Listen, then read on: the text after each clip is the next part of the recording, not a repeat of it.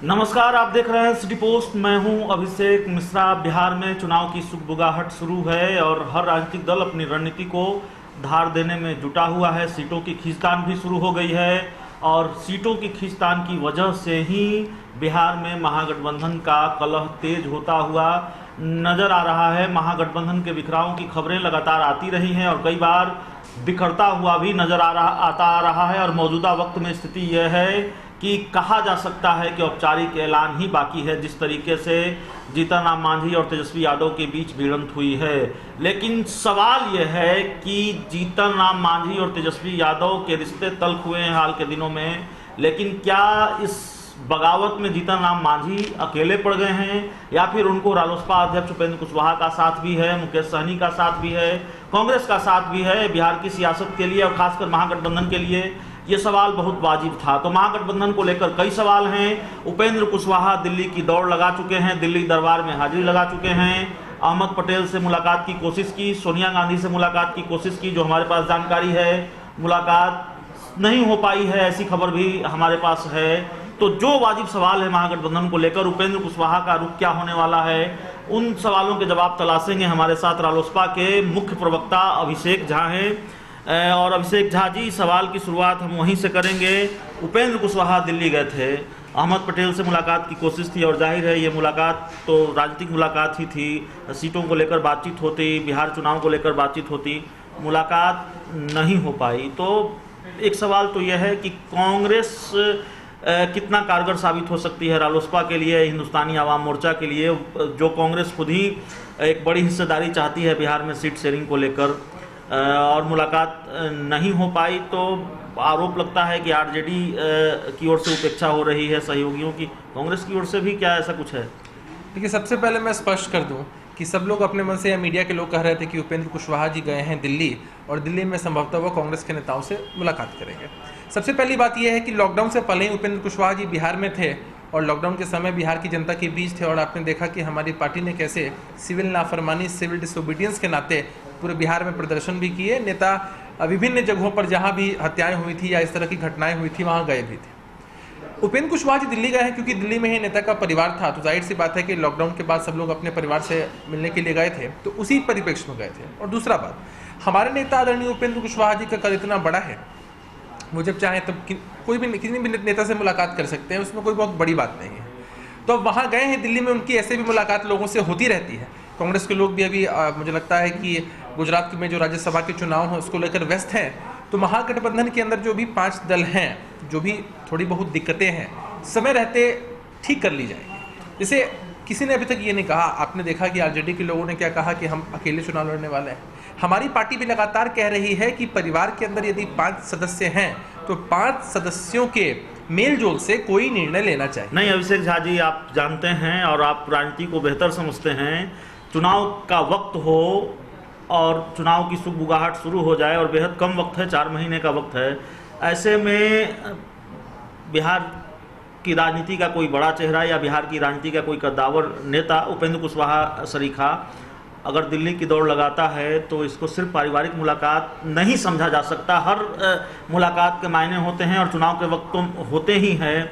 सवाल हमारा यह है, आपने उस पर सफाई दे दी कि वो अपने परिवार से मिलने गए थे। सवाल यह है कि रणनीति स्पष्ट नज़र नहीं आ रहा, कन्फ्यूजन दिख रहा है। आरजेडी साफ तौर पर कह रही है कि तेजस्वी यादव कह चुके हैं कि महागठबंधन को लेकर जो भी बातचीत होगी वो जगदानंद सिंह से होगी। आप ये क्यों नहीं बता रहे कि जगदानंद सिंह से आप बात करने को तैयार हैं, नहीं हैं? आपकी डिमांड क्या है? अगर इतना कम वक्त रह गया है, कोऑर्डिनेशन कमेटी को लेकर आप कुछ नहीं बोलते, आपकी सहयोगी है हिंदुस्तानी आवाम मोर्चा, देखिए, कोऑर्डिनेशन कमेटी की बात आपने की है, तो हमारा ऐसा मानना है कि हम किसी भी जगह जा रहे हों, कोई नॉर्मल सा भी काम करें तो उस काम की प्लानिंग बहुत ज़रूरी है। आपने देखा है कि जो भी विश्व के बहुत विकसित देश हैं वो लोग प्लानिंग में बहुत समय इन्वेस्ट करते हैं। जो क्रियान्वयन और एग्जीक्यूशन का समय होता है, कई बार प्लानिंग का समय उससे ज़्यादा होता है। तो निश्चित रूप से हमारी पार्टी ने कहा है कि कोऑर्डिनेशन कमेटी तो होनी ही चाहिए। हम भी ये मांग हमेशा महागठबंधन के अंदर रखते हैं कि जब प्लानिंग होगी तभी हम किसी काम को अच्छे से एग्जीक्यूट कर पाएंगे। और 2 मुद्दों को लेकर विशेष चर्चा है कि महागठबंधन का चेहरा कौन होगा। महागठबंधन में इतने सारे उम्मीदवार हैं नीतीश जी के सामने, वहाँ एक घिसा पिटा उम्मीदवार है, और दूसरी बात कि कौन सी पार्टी कहाँ सीटें लड़ेंगी, कितनी मजबूती से अपने दावे को पेश करेंगी, इन सब बातों पे चर्चा है। अगर तेजस्वी जी ने कहा है कि जगदा बाबू उनकी तरफ से बात करेंगे, कोई हर्ष की बात नहीं है, आरजेडी की तरफ से कोई भी बात कर सकता था, और मुझे लगता है कि आरजेडी के लोगों को इसके लिए पहल करनी चाहिए, क्योंकि आरजेडी सबसे बड़ी पार्टी है, पहल करें और बात करें। हालांकि बाकी लोग आपस में बात कर रहे हैं, नेता भी बात कर रहे हैं, तो समय रहते जो भी दिक्कतें हैं मुझे लगता है कि दूर कर लिया जाएगा, क्योंकि चुनाव सर पर है। आपने ठीक कहा है, 4 महीने का वक्त है और हमारी प्लानिंग और स्ट्रेटजी और धारदार होनी चाहिए, क्योंकि हम जनता के मुद्दों को लेकर चुनाव में। देखिए, दिक्कत क्यों है वो हम आपको बताते हैं। अभिषेक झा जी, उपेंद्र कुशवाहा जी, आपकी पार्टी अलग आंदोलन करती है, कांग्रेस अलग आंदोलन करती है, बैठकें भी अलग अलग हो रही हैं। बिहार में 2 राजनीतिक खेमे हैं, मुख्यतः एनडीए और महागठबंधन। महागठबंधन में सब कुछ ठीक नहीं दिख रहा है और बैठकें और कार्यक्रम भी अलग अलग हो रहे हैं। तो चुनाव के वक्त अलग अलग होने का बहुत मायने होता है, बहुत महत्व होता है। एक फ्रेम में महागठबंधन के तमाम नेता नज़र नहीं आ रहे हैं, एक फ्रेम में महागठबंधन का कोई आंदोलन नज़र नहीं आ रहा है। तेजस्वी यादव आक्रामक हैं, उपेंद्र कुशवाहा अलग आक्रामक हैं, उनका अलग प्लान है, आपकी पार्टी का अलग आंदोलन है। तो फिर अलग अलग क्यों? तेजस्वी यादव अगर मिलने जाते हैं पीएमसीएच में आरजेडी नेता जेपी यादव से, तो साथ जा सकते थे। राजभवन में आप महागठबंधन के लोग साथ जाकर राज्यपाल से मिलते रहे हैं। तेजस्वी यादव अकेले पहुंच गए। गोपालगंज तेजस्वी यादव नहीं जा पाए, आपके नेता उपेंद्र कुशवाहा जी पहुंच गए। तो अलग अलग से बहुत कुछ संकेत मिल रहा है और लगातार अलग अलग होने की वजह से, अलग अलग आंदोलनों की वजह से वो कयास और मजबूत हो रहा है कि नहीं, बिखराव तो है। और ये राजनीतिक खेमा जिसको महागठबंधन कहा जा रहा है वो बिखराव की राह पर है। कोई तीसरे मोर्चे की सुगबुगाहट भी देख रहे हैं, कोई अलग प्लानिंग भी है, कुछ संकेत दे पाएं अगर आप हमारे दर्शकों को। सबसे पहले तीसरे मोर्चे की कोई कवायद नहीं है, ये सब बातें मनगढ़ंत हैं। महागठबंधन इंटैक्ट है, इसमें 5 दल हैं।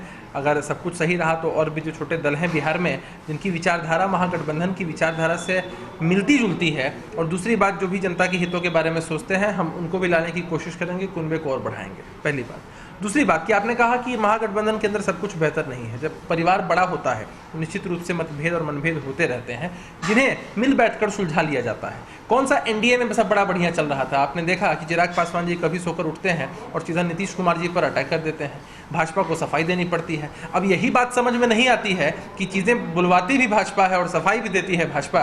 यह किस तरह की राजनीति है नीतीश कुमार जी को? तो आप ये कह रहे हैं बिहार के डीएनए को, तो आप ये कह रहे हैं कि चिराग पासवान जो बयान नीतीश कुमार के खिलाफ दे रहे हैं वो बीजेपी दिलवा रही है? अरे आपको भी, आप इतने वरिष्ठ पत्रकार हैं, आप लोग देखते हैं, बिहार की जनता भी इस बात को समझती है कि चीज़ें काफ़ी हद तक प्रायोजित है, कि नीतीश कुमार जी को डिमोरलाइज किया जाए, बिहार के सो कॉल्ड डीएनए को डिमोरलाइज किया जाए। इसके लिए चिराग पासवान जी का इस्तेमाल यदा कदा भाजपा के लोग करते रहते हैं, और फिर एक बार नीचा दिखा दिया फिर ऊपर उठाते हैं। तो बिहार के डीएनए की स्थिति उन लोगों के राज में तो यही है, आप देख सकते हैं। अच्छा, अभिषेक झा जी, आपकी पार्टी रालोसपा अध्यक्ष उपेंद्र कुशवाहा, जीतन राम मांझी और वीआईपी पार्टी के अध्यक्ष मुकेश सहनी के बीच इन दिनों काफ़ी नज़दीकियाँ रही हैं। तीनों नेताओं ने एक साथ कई बैठकें की हैं और कांग्रेस का कोई नेता इन बैठकों में शामिल नहीं हुआ, आरजेडी का कोई नेता इन बैठकों में शामिल नहीं हुआ। और कई बार हम ये सवाल आपसे पूछ चुके हैं। सवाल हमारा ये है, चूँकि हमारे editor in chief Shrikant Pratyush के साथ इंटरव्यू में जीतन राम मांझी ने अपना दर्द बयां किया और शायद इतने आहत वो कभी नहीं थे। उन्होंने कहा कि मैंने कभी अपेक्षा नहीं की कि तेजस्वी यादव हमसे मुलाकात करें, लेकिन पहले खूब मुलाकातें होती थीं, लेकिन अब बात करने के लिए भी नहीं बुलाया जाता। तो एक व्यक्ति जो आपके गठबंधन का महत्वपूर्ण सहयोगी है, बिहार का पूर्व मुख्यमंत्री रहा है, वो इतनी बड़ी उपेक्षा का आरोप लगा रहा है, और आपकी पार्टी की नज़दीकियाँ, आपके नेता की नज़दीकियाँ जीतन राम मांझी के साथ रही है, तो लगता नहीं कि इस पर कुछ बोला जाना चाहिए था? आप सहयोगियों को आपत्ति दर्ज की जानी चाहिए थी? देखिए, मामला ये है कि अब जीतन राम मांझी जी और तेजस्वी यादव जी के बीच में क्या बात होती है, मिल पाते हैं नहीं मिल पाते हैं, ये तो एक अलग विषय है, उनका विषय है, जिसके बारे में मुझे कुछ खास जानकारी नहीं है। साफ तौर पर आपने जो सवाल पूछा है कि भाई हम तीनों लोग क्यों बैठते हैं, आरएलएसपी के अध्यक्ष आदरणीय उपेंद्र कुशवाहा जी, मुकेश सहनी जी और जीतन राम मांझी जी, इसे अब 5 दोस्त हैं, 10 दोस्त हैं मंडली में, जो लोग फ्रीक्वेंटली मिल पाते हैं, जो लोग फ्रीक्वेंटली बैठ पाते हैं, उन्हें कम से कम बैठना चाहिए। और बैठने के बाद हमेशा जो बात होती है वो यही होती है कि कैसे महागठबंधन के अंदर चीज़ें ठीक हो जाए, समय रहते कैसे सीटों का बंटवारा हो जाए, चेहरे को तय कर लिया जाए। देखिए, एक बात मैं आपके माध्यम से दर्शकों को फिर से बताना चाहता हूँ कि बहुत सारे लोग इस बात को प्रायोजित करते हैं कि हम लोग तेजस्वी यादव जी के विरोध में रहते हैं या किसी के विरोध में रहते हैं। हम ना किसी के पक्ष में है ना किसी के विरोध में है। मैं बड़ी जिम्मेदारी के साथ आपको कहना चाहता हूँ, हमने किसी का विरोध नहीं किया है, लेकिन हम एक बात कहना चाहते हैं कि यदि 5 लोगों को मिलकर एक निर्णय लेना है तो आखिर आप जब 5 लोग बैठेंगे तभी तो निर्णय लेंगे। अरे किसी अमुक आदमी को ही यदि मुख्यमंत्री पद का उम्मीदवार घोषित करना है महागठबंधन की ओर से, बैठना तो पड़ेगा। अच्छा, एक बात हवा में तो तय नहीं हो जाएगा। नहीं, एक बात हमको बताइए कि तेजस्वी यादव को महागठबंधन का नेता आप मानते हैं कि नहीं मानते हैं? देखिए, महागठबंधन में कई सारे चेहरे हैं। तेजस्वी यादव जी एक चेहरे हैं, आरजेडी की तरफ से प्रस्तावित है। हमारे पार्टी में उपेंद्र कुशवाहा जी हैं, इतना लंबा राजनीतिक अनुभव उनका रहा है। जीतन राम मांझी जी हैं, मुकेश सहनी जी हैं, कांग्रेस में कई वरिष्ठ लोग। इस सिर्फ हमारे कह देने से या सिर्फ उनके कह देने से बात नहीं बनेगी। मैं अगर कह भी दूं कि उपेंद्र कुशवाहा जी सबसे कद्दावर चेहरे हैं उनके पार्टी का नेता और कार्यकर्ता होने के नाते, तो भी महागठबंधन इसको एक्सेप्ट नहीं कर पाएगा। अरे जो चीज़ें 5 लोगों को मिलकर तय करनी है, किसी एक के मत से हो ही नहीं सकता है, तो कैसे? एक सवाल तो यह है कि क्या आप ये मानेंगे कि तेजस्वी यादव अब सुलभ नहीं रहे आप लोगों के लिए?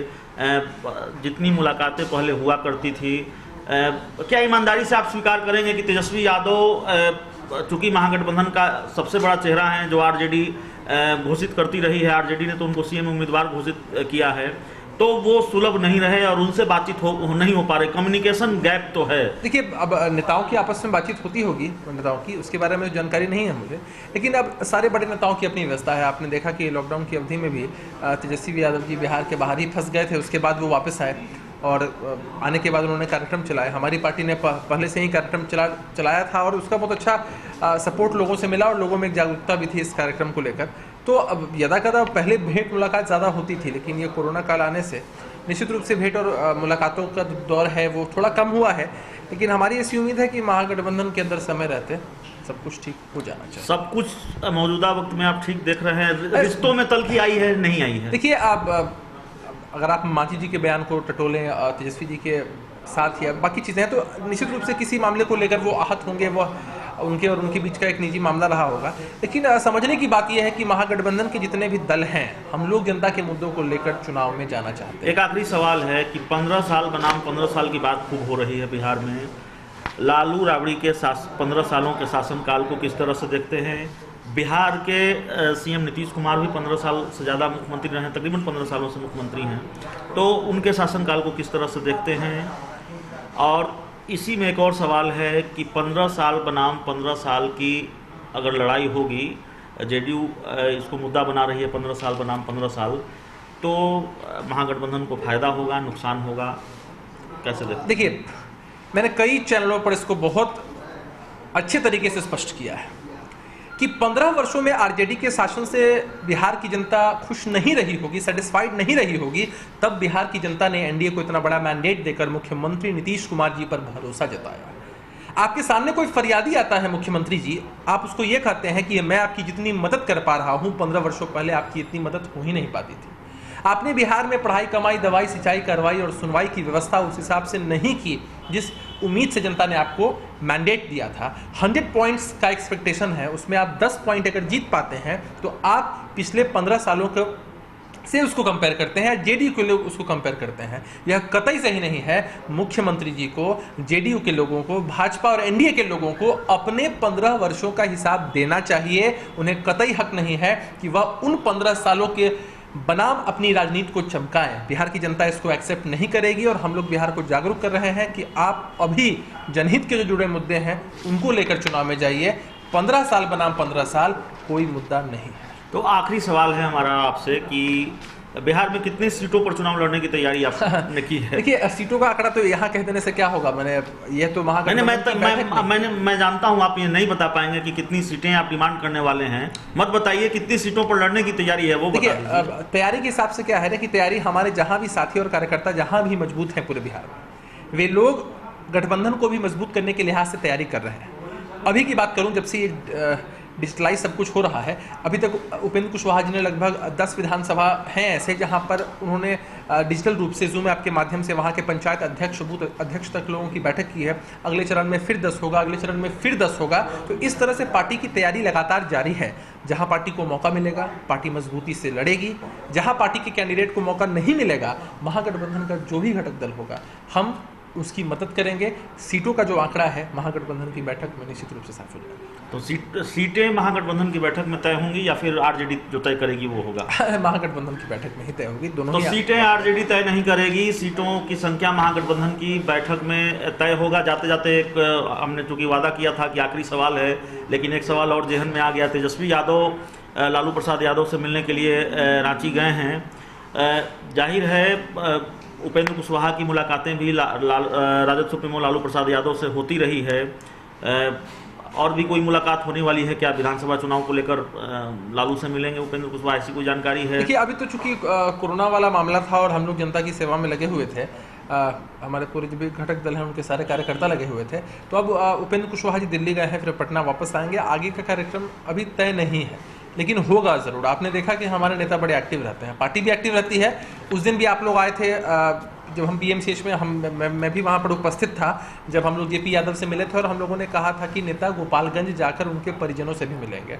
बिहार में पहले ऐसे नेता हैं उपेंद्र कुशवाहा जी जो उस जगह पहुँचकर उनके परिजनों से मिलने का प्रयास किया, लेकिन घर की दहलीज तक पहुंच के वहां प्रशासन ने रोक। तो उपेंद्र कुशवाहा ने अपना वादा निभाया, पीएमसीएच में जाकर जेपी यादव से मिले और कहा कि मैं गोपालगंज जाऊंगा। तो गोपालगंज पहुंचे, राजद सुप्रीमो लालू प्रसाद यादव से भी मुलाकात होगी। महागठबंधन में सीटों की संख्या, सीटों का जो हिसाब किताब होगा वो सिर्फ आरजेडी तय नहीं करेगी, बल्कि महागठबंधन की कोऑर्डिनेशन कमेटी तय करेगी।